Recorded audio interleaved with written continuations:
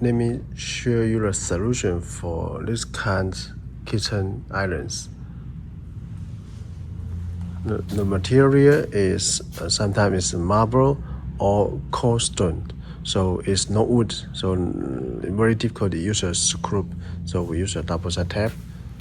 You just put here and connect and under the countertop, and this corner we use this connector, the corner connector or arrow shape connector, and for save the shipping cost, because it's more than 10 feet, so we cut to 2 pieces.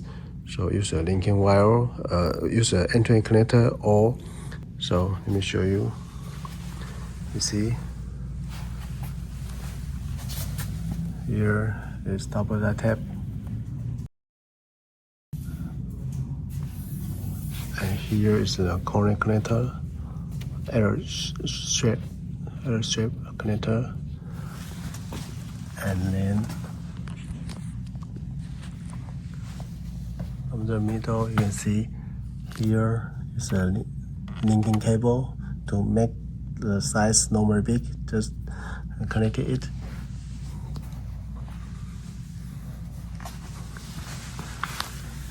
Here also one more connector. So this is a solution for this kind kitchen island, and this is all the accessory you may be used.